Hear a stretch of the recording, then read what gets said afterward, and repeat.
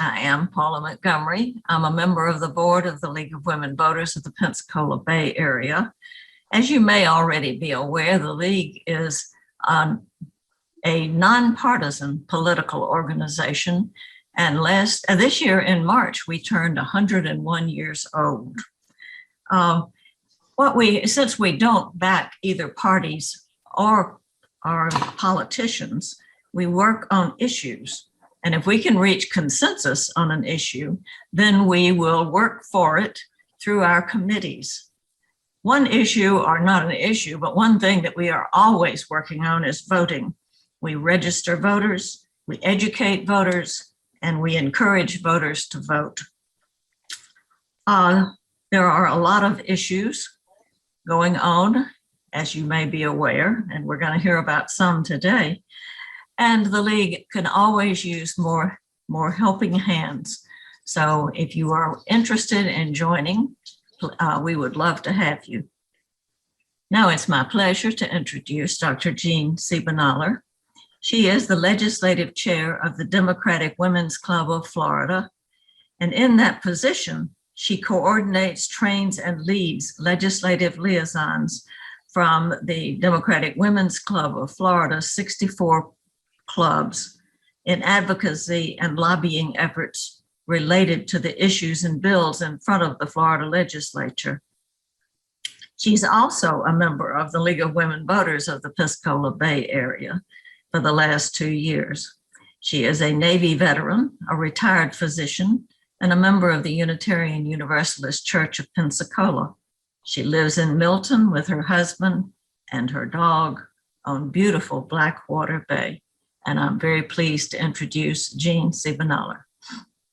Thank you, Paula. I'm going to share my screen here. You're not able to see that yet, are you? Hang on a second here. There we go. Hang on. There we go.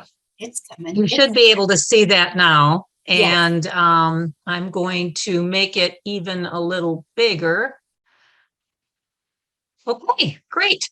Well, thank you so much for allowing me to talk to you today. I have come to realize that the legislation coming out of the Florida Legislature is just so important, so impactful to our daily lives that I love to talk about what is going on so that we can get more people to realize that and participate in advocacy and lobbying at the local level.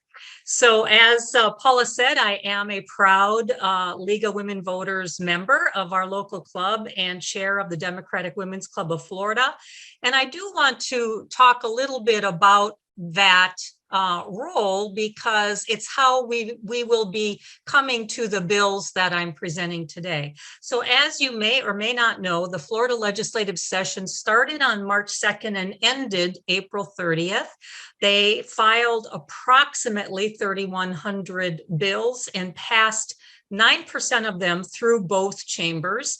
Now, compared to last year, there were 12% fewer bills filed, but they were 37% more successful at passing a bill, which I found to be interesting. The Democratic Women's Club of Florida tracks bills every year that are relevant to our 3,700 members. Now, all issues are women's issues as far as we're concerned. So we follow lots of bills in multiple areas that you can see here on the screen, everything from civil and human rights and immigration to criminal justice, the economy, education, the environment, guns, health, state preemption, women, children, and family issues, and of course, voting and elections. Therefore, the subject areas that we follow very much overlap with what the League follows as well. This past year, we tracked 816 bills spread among our target subject areas. Now, 325 bills had companions, and we also followed 166 solo bills. We met weekly as a group on Zoom from mid-January to May 4th to discuss those bills scheduled in committees. So we really didn't discuss bills that were filed but never had a hearing. Only bills from our subject areas that were scheduled in committees. During this past session, we sent out 50 action alerts to our legislative liaisons around the state, who then disseminated that information to their own clubs. So that's how we get to today. I'm going to present really the good, the bad, and the ugly of about 34 bills that passed one or both chambers. So again, I'm not going to be talking about any bills that never had a hearing, and I'm not even going to talk about bills that only made it through several committees, with the exception of a couple. If you see a red asterisk next to a bill, that's a bill that was associated with an action alert that we sent out. And I do want to make sure that we have time at the end to just talk a little bit about SB 90, which is the voter suppression bill. So I would ask that you hold questions, and let's deal with them at the end. And always, if you have any questions that have not been answered at the end, please feel free to contact me at the information that's in this slide. So let's get started with the area of civil and human rights.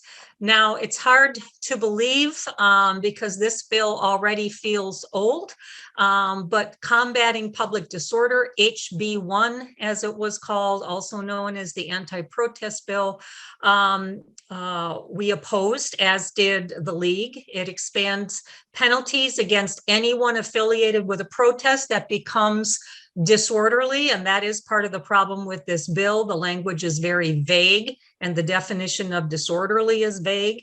It mandates that anyone arrested at a protest be detained until their first court appearance. It prevents local community decisions from modifying law enforcement activities.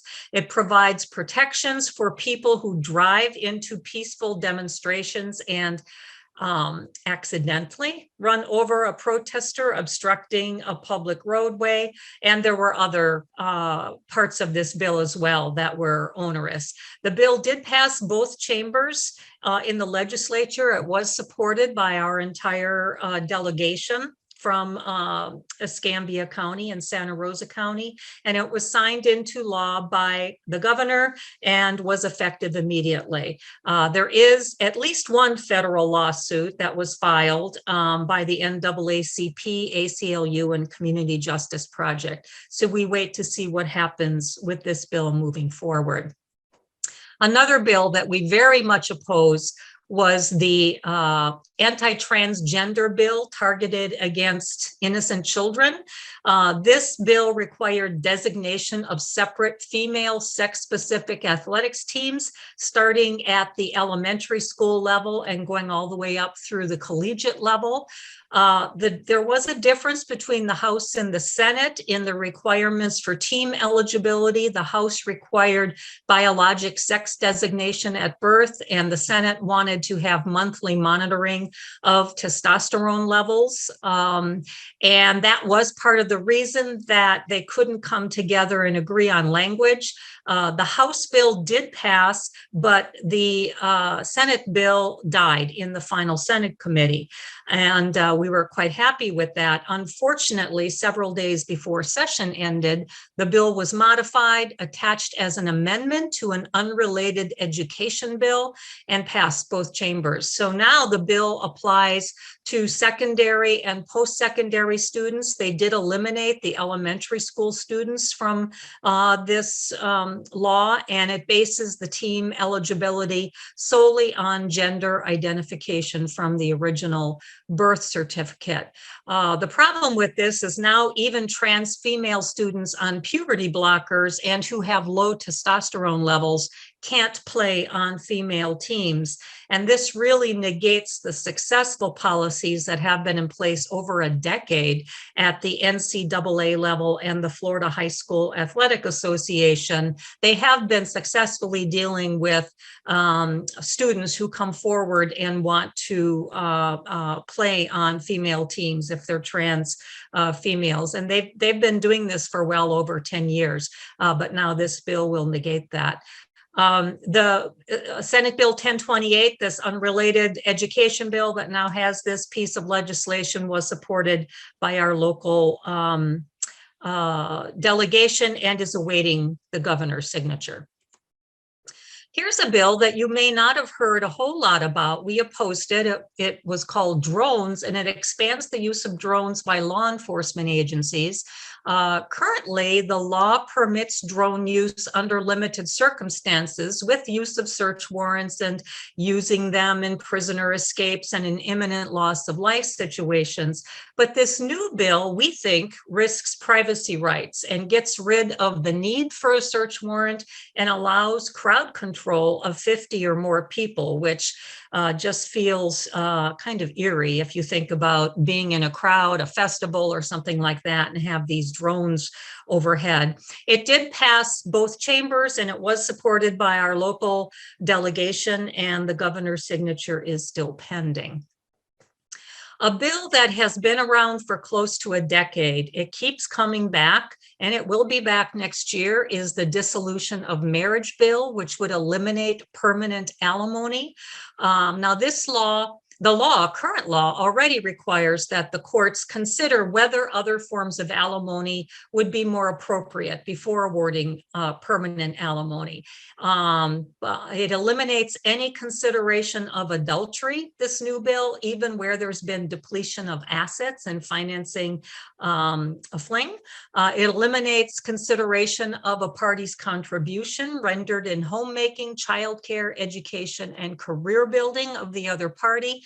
So clearly this puts homemakers from long-term marriages at significant financial disadvantage after a divorce. And that does have implications locally in our area, where many spouses, especially women, have followed their active duty military husbands around the country, in fact, around the world, giving up careers in place of being homemakers. The new bill would create a 50-50 child time sharing presumption unless the parent can prove it would be detrimental to a child, which is quite a high bar. And bill supporters tout that women have achieved financial parity and therefore permanent alimony is no longer needed. The problem is that during the pandemic, we actually had 3 out of 4 moms leave the workforce to care for their children. In fact, it is still one of the major reasons we don't see women flooding back into those jobs that are available, because the whole childcare situation has not yet been taken care of. This bill did pass the House. It did die in the Senate's final committee. It was supported by our local House representatives. And as I said, it will certainly be back next year. And the Democratic Women's Club of Florida plans to oppose it next year as well. In criminal justice, we'll talk first about a good bill. The problem with criminal justice every year in the legislature is that the Senate comes out swinging with some really good criminal justice bills, you know, when it comes to gain time, probation changes, all kinds of things, but it can't seem to get traction in the House to get passed as a law. This year, surprisingly, the House actually came out with a bill towards the end of session called Law Enforcement and Correctional Officer Practices that calls for training on proportional use of force, including de-escalation techniques and intervening in another officer's excessive use of force and chokeholds. And applicants for law enforcement and correctional officer positions must disclose any pending investigations against them and whether they resigned from their previous roles during an investigation. Each law enforcement agency must report data on their use of force that results in injury, death, or discharge of their firearm. So these are all wonderful places to start as far as police reform. This bill also creates the Kaya Roll Act. Now, some of you may remember that name. It's named after a little 6-year-old girl from the Orlando area several years ago who had a temper tantrum in her school, and the school, I don't know, just didn't know what else to do with her, and therefore they called the police, who arrested her, put her in zip ties with her hands behind her back. It was just a horrific scene. Put her into a police car and carted her away. Well, it was horrifying at that time, and there were many people who wanted to see the arrest age increase to 10 or 11 years old or so. Unfortunately, advocates for that are unable to get that through the House. So they were able to get this passed where it would prevent children younger than 7. So they increased it by a year. And everybody recognizes that we have a long way to go to get that improved some more, but it will prevent children younger than 7 from being arrested or charged with crimes that aren't forcible felonies. They were able to get this passed through the House and the Senate, and it was supported by our local delegation in Tallahassee, and it is pending the governor's signature. Another bill we supported that I know Paula worked hard on, and other people as well in the juvenile justice area, is the Juvenile Diversion Program expunction. This requires the Department of Law Enforcement to expunge non-judicial arrest records of certain minors who have successfully completed a diversion program for any offense rather than only a misdemeanor. This did pass both chambers, supported by our local delegation, and it is also pending the governor's signature. 2 bills that you may not have heard much about that we supported. One was called electronic threats.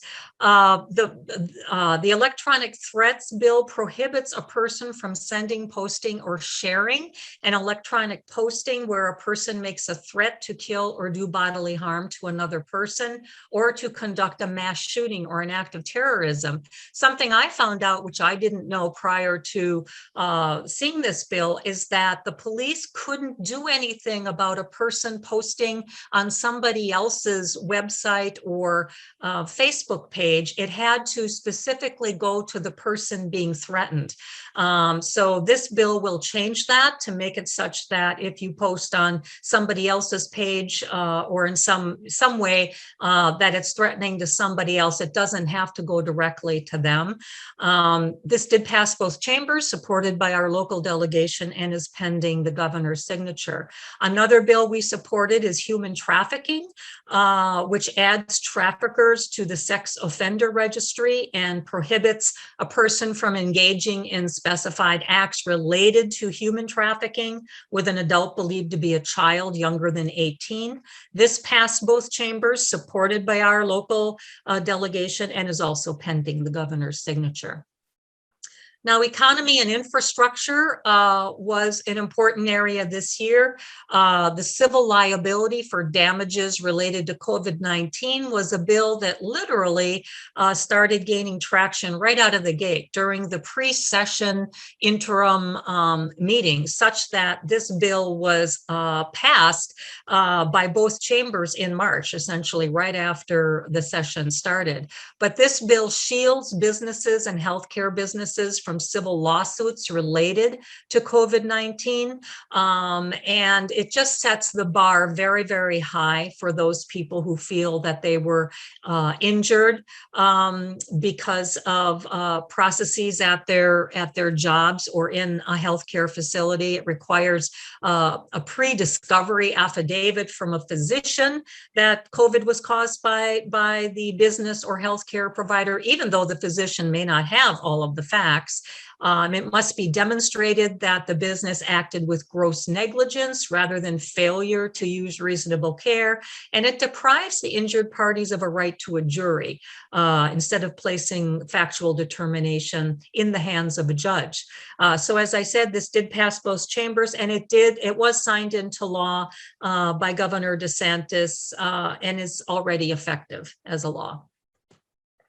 Another bill that we opposed was the sales and use tax. This is a bill that requires internet retailers and online marketplaces to collect state sales tax on items delivered within Florida. Now, this is a tax that actually we all should have been paying in the past, but nobody really collected it. Nobody cared enough about it. It did put our local brick and mortar retailers at a disadvantage, clearly, because they have to collect taxes. So it's a good thing that we're trying to even the field, but it will be felt as a regressive new tax on the citizens once it takes effect in July. It is expected to generate about $1 billion new dollars per year. Unfortunately, none of that new money is being directed to back to the people in any way, shape, or form. For example, one of the things that we were in support of was to direct some of the income to raising the unemployment benefits. Florida has one of the worst unemployment benefit systems in the country. Instead, the new revenue will be directed to finance employer unemployment taxes that fund the system and to cut business rent taxes. It passed both chambers, supported by our local delegation, and was signed into law and will become effective July 1st. Another bill called social media websites was a bill that essentially was a governor priority. He was upset that our prior president was banned from Twitter and other social media websites. So this bill prohibits social media platforms from knowingly deplatforming candidates and creates a legal cause of action with fines. Interestingly, at the last minute, theme parks were carved out so that Disney Plus was exempted from having to comply. I wonder who was on the phone to him at the last minute. It passed both chambers, supported by our local delegation, and in fact, this was just signed into law this morning. I just read it was signed this morning and will become effective July 1st. Education. Education is always a huge, huge area in the state legislature, and it was a rough year this year. It started with this bill called school choice. It's a massive expansion of unregulated voucher and private schools that is meant to drain resources from public schools, and very well could be the proverbial nail in the coffin of public education in Florida. It does expand income eligibility for vouchers to $100,000 per year. So this program has gone well beyond funding poor children. This is well into upper middle income families. It'll allow parents to spend allotted money on private school tuition and other educational items such as college tuition with educational savings accounts as long as their child does not attend public school. It passed both chambers, supported by our local delegation. It was signed into law and becomes effective July 1st. Another bill that we opposed is called Intellectual Freedom in Post-Secondary Education. Now, this bill, the supporters were concerned that conservative students and faculty at Florida's colleges and universities are suffering from cancel culture. So this bill requires an annual voluntary intellectual freedom and viewpoint diversity survey to prove there is a range of political philosophies represented in the faculty, and it gives schools the chance, if the state feels that there isn't enough diversity, it gives them, they say, the chance to rectify their situation. But one of the horrible parts of this bill is it prohibits universities from denying controversial speakers on their campuses, including domestic terrorism extremist groups. So, for example, Florida A&M, a Black institution, was told, I listened to the committee hearing, was told if the KKK wants to come and march on their campus, they have to allow them to do it. So it's pretty horrifying. It did pass both chambers and supported by our local delegation and is pending the governor's signature. Another bill we very much opposed was the Parents' Bill of Rights. This allows parents to opt to their child out of just about any kind of instructional health guidance, materials. This goes well beyond sex education. So basically, it's for parents if they don't agree with basically anything because of their morality, sex, religion, or just that they believe materials are harmful. Now, I'm very concerned in this age of QAnon and anti-science conspiracy believers where this could take some of these parents. So we'll have to keep a close eye on this. This bill also prevents school healthcare providers from rendering healthcare to students without parents' permission, even in emergency situations, and applies severe penalties if that is infringed. It allows parents to learn the nature and purpose of clubs and activities at their child's school, including those that are extracurricular, and to withdraw their child from that club or activity. Now, LGBTQ advocates worry that private information that is disclosed in these extracurricular clubs might have to out these children when they're not ready to have that information disclosed to their parents. The bill sponsor states that that's not true. The bill sponsor states that this kind of confidential information will remain confidential, but I know that LGBTQ advocates are already seeing some problems related to the bill, which isn't law yet, but as schools are getting ready to have this become law. It did pass both chambers and was supported by our local delegation. There were several bills that literally went right up until the last minute. They were hard-fought victories because they did not become laws, and there was significant pressure applied by the Florida Education Association and public pressure. One was employee organizations, which was considered to be a union busting bill that applied only to teachers and not to police and firefighters. This bill would have prohibited school boards from automatically deducting union dues from teachers' paychecks, with the obvious implication that if somebody manually doesn't keep up with deducting their union dues, then their union membership will lapse. And once union membership goes under 50%, the union becomes decertified. So this bill did die on the floor of the House and in the final Senate committee right towards the end of session.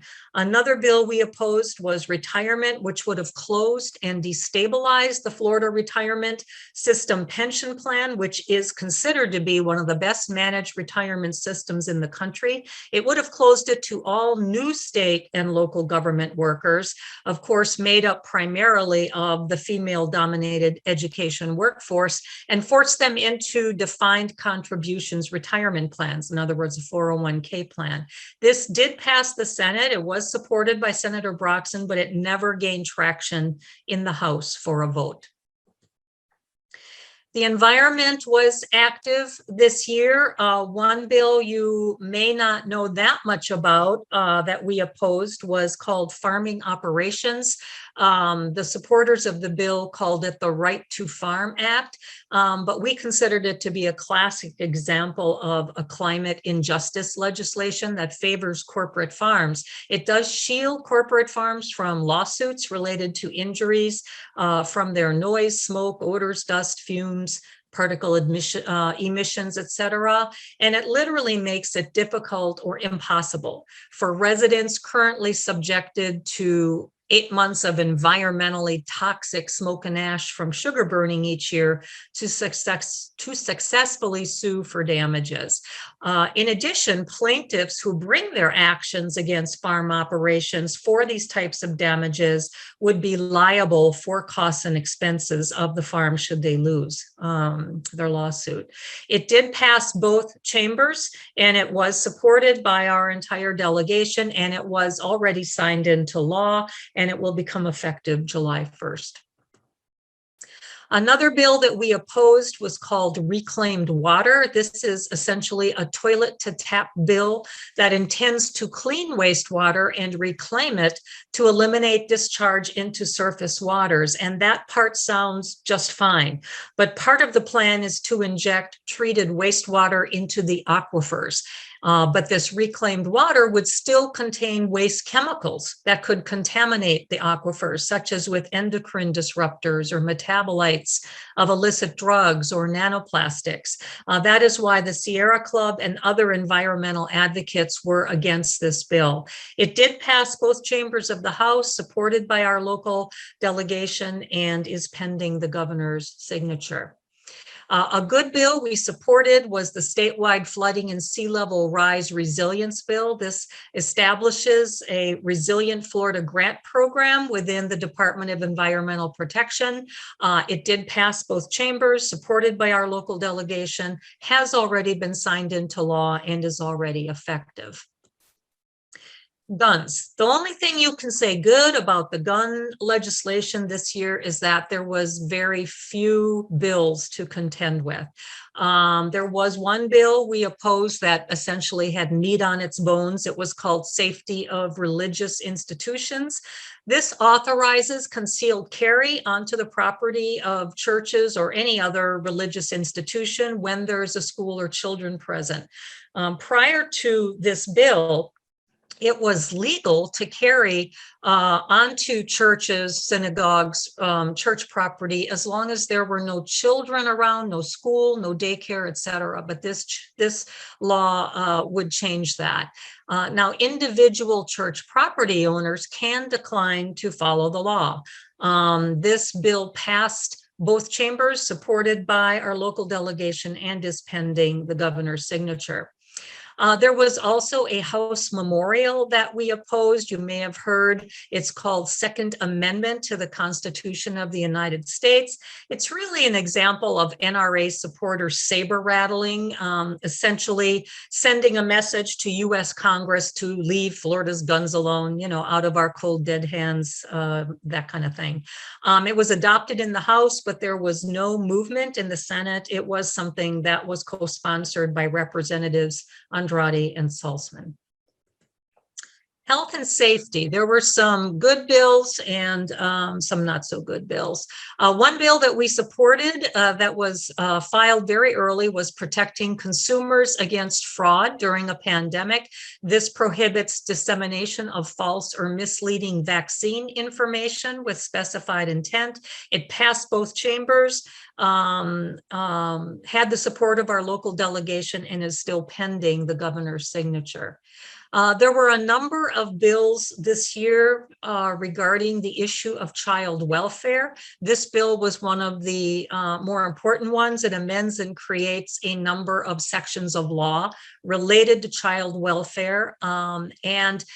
Interestingly, the Senate President Simpson and Republican Senator Brodeur, a key senator in the Republican Senate, were both adopted as children, and therefore this area of child welfare was a high priority this year, and we saw a lot of movement, and we'll probably see the same in the next session.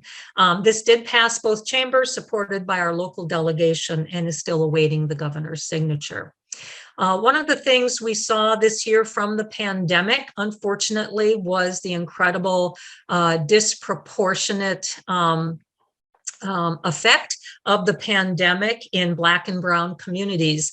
So these are two bills that we supported that came out of that. One requires the Office of Minority Health and Health Equity to develop and promote implementation of policies, programs, and practices, and would require one representative from each county health department to serve as a minority health liaison. This passed both chambers, was supported by our local delegation, and is pending the governor's signature. Another bill, maternal health outcomes, would require the Department of Health to establish telehealth minority maternity care pilot programs in some counties. This passed both chambers and also was supported by our local delegation and is pending the governor's signature. A bill that we very much opposed, and thankfully it died in the Senate First Committee, was disability abortions. It would prohibit a physician from performing an abortion if the physician knows or should know that the woman is seeking the abortion solely on the basis of a test result of a disability or the potential of a disability. There was a lot of passionate testimony in the committee hearings this year regarding the need to have the legislature stay out of these very painful private decisions that families have to make when they are faced with a diagnosis of a disability, including people who receive diagnoses of the babies that they desperately want, but find out that they are going to die literally within a day or a month or 3 months or whatever the case may be. And that if this bill were to pass, they would literally just need to sit and watch that happen. There was a representative, Allison Tant, who is a very strong advocate for disability rights in the legislature. She has a young adult son, so she is passionate about the issue. She gave very passionate speech about how this bill is not about protecting rights of the disabled. Again, it did die in the Senate First Committee, and it was supported by our local delegation. We are sure to see this come back again next year. There were some health amendments that we opposed and supported. One that we opposed was a ban on vaccine passports. This was successfully inserted into the Emergency Management Omnibus Bill that has been signed into law by the governor. It was supported. The vaccine passports ban was supported by all of our local delegation. We also opposed a state preemption amendment added to this emergency management bill that takes away local government's ability to enact emergency orders. This is a big concern for us. We did support the 10-month Medicaid extension for postpartum maternal health care. This was successfully passed into the healthcare appropriations bill. It is expected to help more than 97,000 new mothers. So it is a good thing. It was supported by our local delegation, but we very much wished that the legislature would support the amendments to expand Medicaid in the appropriations bills, but these were not successful, and they never heard the standalone bill that would have expanded Medicaid. It simply was never heard in committee. Speaking of state preemption, Florida Legislature loves their state preemption bills. These are intended to usurp home rule policies determined by local governments and turn them over essentially to state control. These are a favorite ploy of many state legislatures around the country when they don't like local decisions that don't align with their platforms or their corporate sponsors. Of course, our most chilling and infamous preemption law in Florida is the one that preempts anything to do with gun ordinances ordinance decisions at the local level. I mean, we can absolutely make no decisions locally regarding that. But many of these state preemption bills also preempt progressive environmental policies, and that certainly was true this year, and I'll mention those two in a minute. Florida has averaged about 40 state preemption bills every year over the past 4 years, and this year was no different. It was in the 40s. One bill that we opposed was called home-based businesses. This bill initially preempted local planning and was going to allow literally any type of business in a residential area to set up shop. Now, with the exception that they were going to exempt HOAs and condo associations. So you already can see that there's an element of wealth inequality in this bill, since you don't find too many poor or lower middle income people in HOAs and condo associations. But they were literally going to allow any business. I listened to the first committee hearing of this, and the sponsor did not want to put any restrictions on any businesses. And so things like machine shops, if somebody wanted to open a machine shop next door to you, they could do that. But there was significant opposition along the way. So the bill was amended significantly to provide that the new home-based business cannot create noise or vibration or heat or dust or glare, fumes, odors, anything interference that would be detectable by the neighbors of the business. And the amended Senate bill would also allow local regulation of home-based businesses for things such as parking and hours and signage and use of hazardous materials. So it was significantly changed, but it still allows for opening of businesses in residential areas. It did pass both chambers. It was supported by our entire local delegation, and it is pending the governor's signature. Now, the next two bills are environmentally based examples of preemption bills. This first bill was initially titled State Preemption of Energy Infrastructure Regulations, and it literally was going to give all power to the state for regulation of the construction of energy infrastructure, which would have dealt with drilling oil wells, location of gas stations, purchasing electric vehicles, and many more.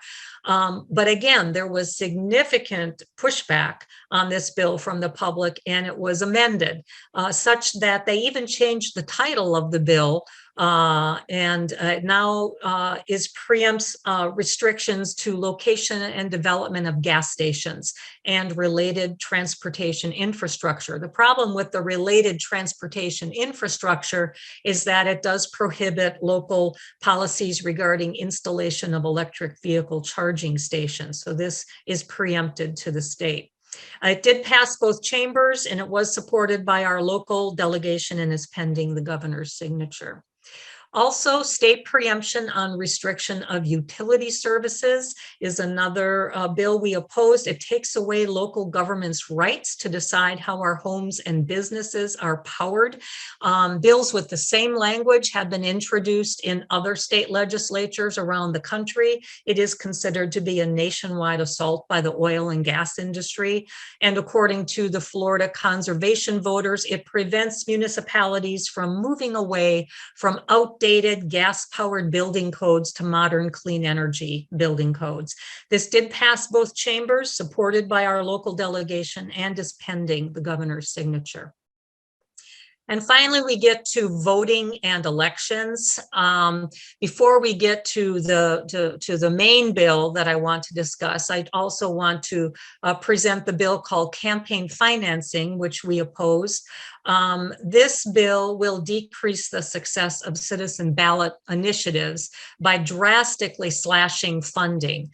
These were called anti-John Morgan bills because John Morgan is a wealthy financier, I think from the Orlando area, who puts a lot of his money into helping to get citizen initiatives on the ballot. These initiatives, if you don't know, cost millions of dollars to get on the ballot. So this new bill caps contributions at $3,000 to any political committee financing the collection of signatures to place such an initiative on the statewide ballot. It passed both chambers, supported by our local delegation, and was already signed into law this month and is effective July 1st. Another bill that was meant to kind of beat the citizen ballot initiative issue was aimed at reducing the success of them by proposing an amendment to the state constitution that would increase the percentage of elector votes required from 60% to 66 2/3%. This died on the House floor. So it passed through all of its committees, but died on the House floor before a vote, and it died in its final Senate committee. I heard that people felt that it died because the other bill, the one that takes away funding, they felt was why do this and beat a dead horse, essentially. They felt they did enough damage with taking away the campaign funding. So we may very well see this bill come around next year. We'll just have to wait and see. And then, of course, there was SB 90, election administration, which is also called Florida's voter suppression bill. It passed both chambers. It was supported by our entire delegation, and it was already signed into law, effective immediately. There were 3 federal lawsuits that were filed. One, of course, we're very familiar with, filed almost immediately after the bill was signed. And it states that the new law targets almost every aspect of the voting process without a real legitimate purpose or compelling state interest. Plaintiffs include the Florida League of Women Voters, and never have I been so proud to be a member of this organization as when I saw that lawsuit filed. They have filed in alliance with Black Voters Matter and Florida Alliance for Retired Americans, as well as others. And the defendants are Florida Secretary of State, the Florida Attorney General, and all supervisors of elections in Florida. The second lawsuit was filed the same day. This lawsuit takes a little bit different tack by saying that the law imposes burdens and barriers, especially that are disproportionately harmful to Black and Latino voters and voters with disabilities. The plaintiffs in this lawsuit are the NAACP, Disability Rights Florida, and Common Cause, and the defendant in this lawsuit is the Secretary of State. I think I just read over the last couple of days that the Republican Party is also going to come in as a defendant in these first 2 lawsuits. But there was a third lawsuit filed just last week. It asserts that the new law violates the Voter Rights Act and curtails the right to voter assistance at polling locations. It also describes the disproportionate impact on Black and brown voters and the damage it will do to work of civic engagement groups. There are a number of plaintiffs in this lawsuit, primarily civil rights organizations and voter registration organizations.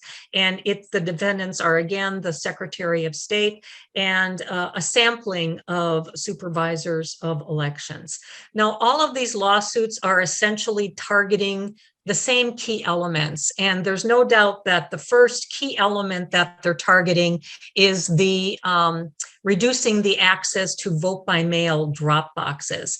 Something that I didn't realize in 2020 in our last election, about 30% of all vote by mail ballots were dropped in drop boxes. So about 1/3 of all vote by mail ballots were in drop boxes. And most Florida counties offered 24 access to secure drop boxes. And there was at least one county with up to 30 drop boxes per county. Now, the new law cuts access by limiting their use to early voting hours unless they're located at supervisor of elections offices.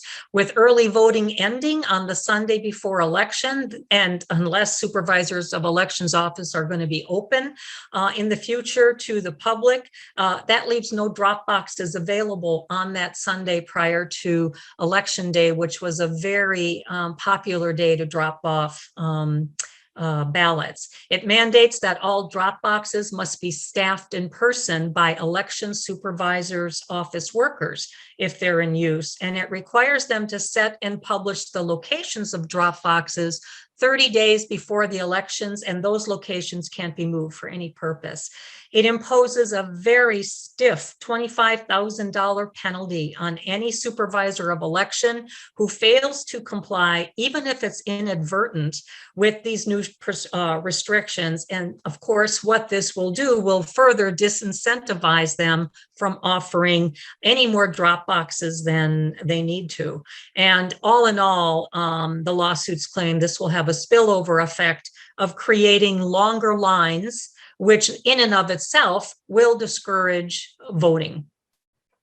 The new law also bans organizations and volunteers from helping voters return their vote by mail ballots. So our prior law did allow individuals and organizations to assist people as long as you weren't paid for that assistance. But the new law prevents anyone returning more than 2 ballots other than their own, unless the ballot belongs to an immediate family member, and that is defined in the new law.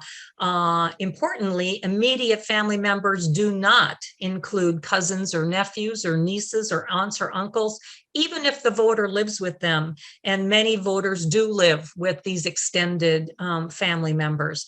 There are criminal penalties with fines of up to $1,000 in imprisonment if you go against this part of the law.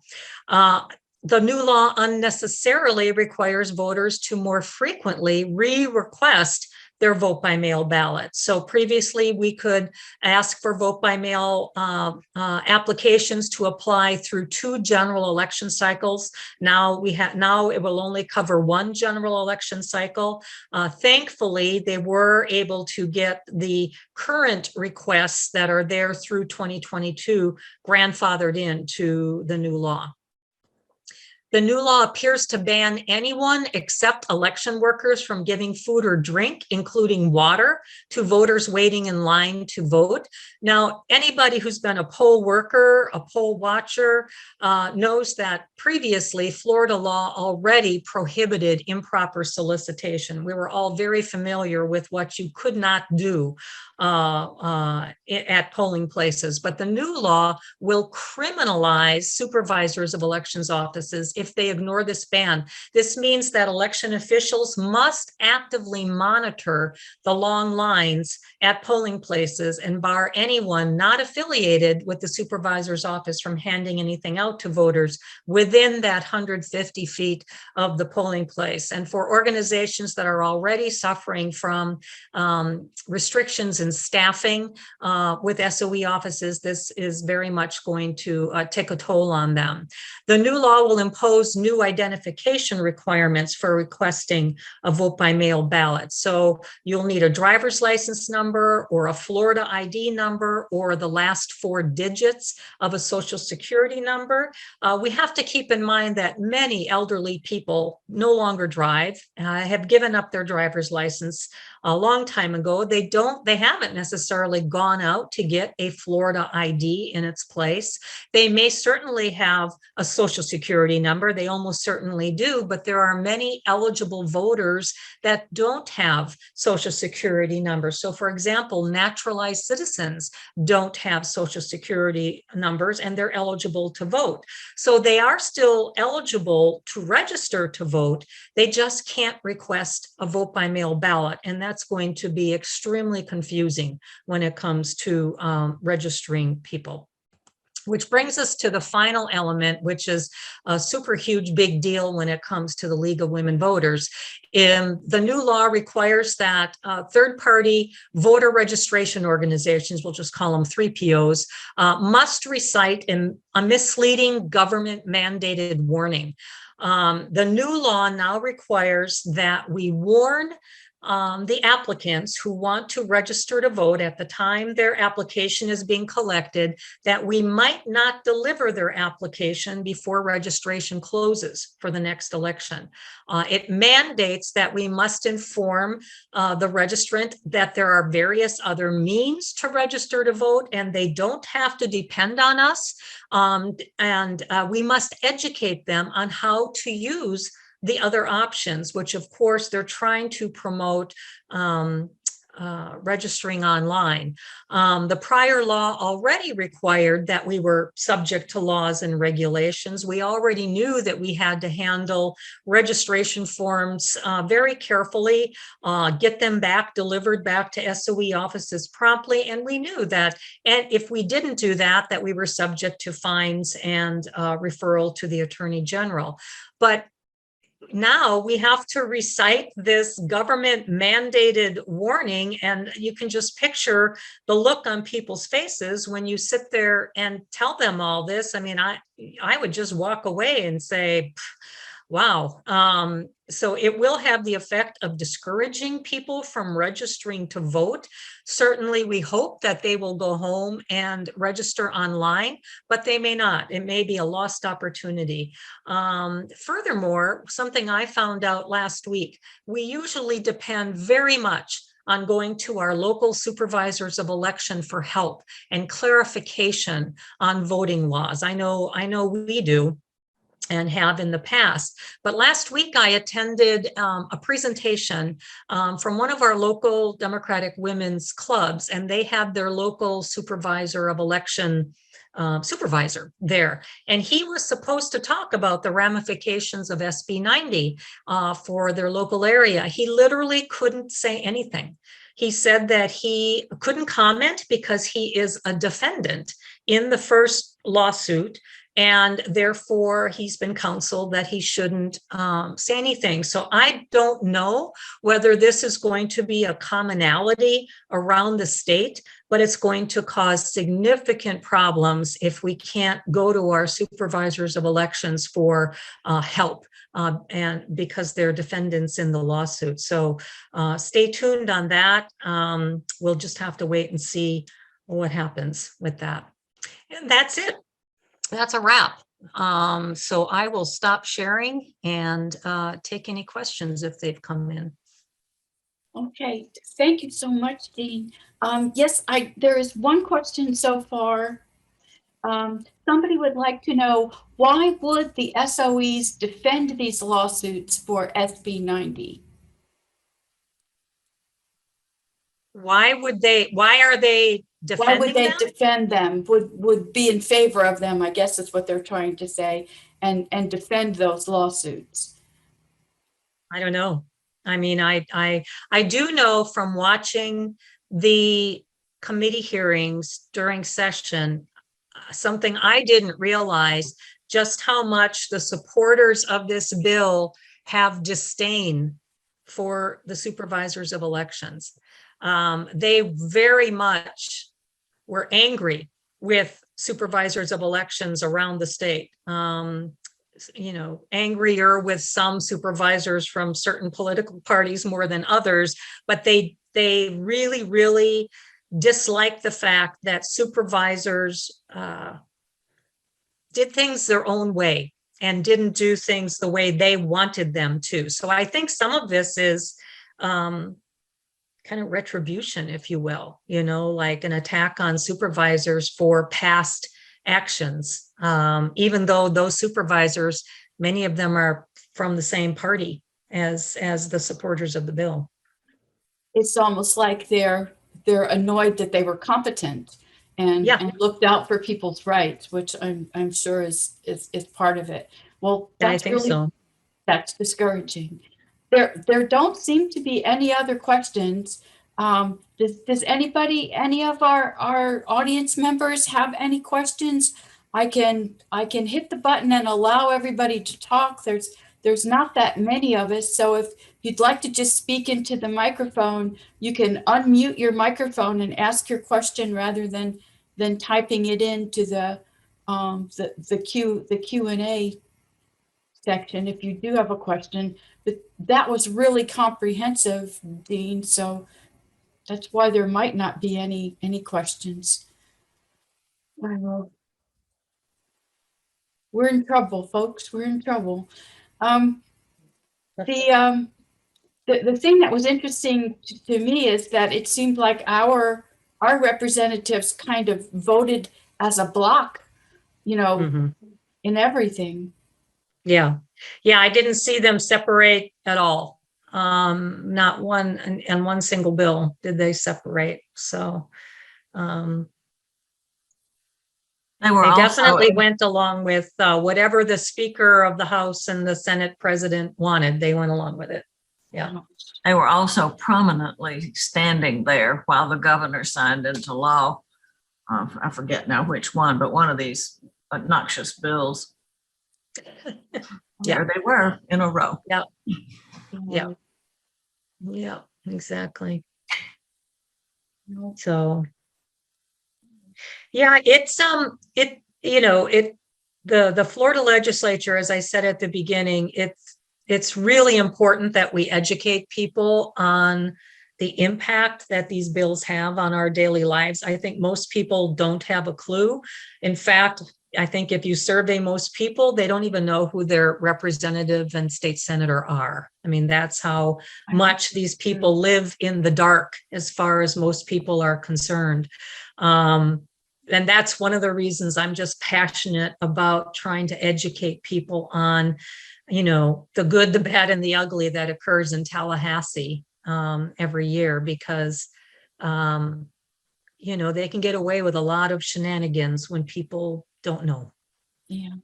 I have a question, and this is Paula. I wonder if we will be given a written statement of what we have to say as we're registering people to vote. Is that going to be provided to us by the government? You have to say these words. I think, did you see what the League of Women Voters from Florida put out, Paula? Yeah, I don't Yeah. remember. Yeah. It just came out a couple days ago from the state organization Yeah. about what they're asking all league members to follow when registering people to vote, because the law is law at this point. We have to follow it. And the league wants to, of course, make sure that we're following it. So they put out a guidance document, if you will, of what to have, what to say, what to have written, and say you have a booth set up, what to have sitting there on the table written, and what to say. So far, it's the only organization I've seen put that out, and I found it to be extremely helpful. I doubt seriously that the state will do anything. And as I say, the concern is that we may not be able to even go to our own supervisors of elections and ask for help in this process if we get the same answer as this other SOE gave me, last week when I asked him about it. So it's kind of scary, honestly. It is scary because ours do, in my opinion, they both do a great job. So Excellent. I mean, I consider ourselves to be very, very lucky with our, I'm in Santa Rosa County, and Tappy is just phenomenal. We've not, as far as I know, none of us have gone to her and asked anything. I don't know whether she would give any guidance or not. I was just so horrified when I heard this SOE last week. I went, oh my gosh. So we'll just have to see whether our own individual SOEs will be helpful, or whether this is guidance coming from above that none of them should talk. Because they've always been extraordinarily helpful and anxious to be helpful. So yes, yeah, exactly.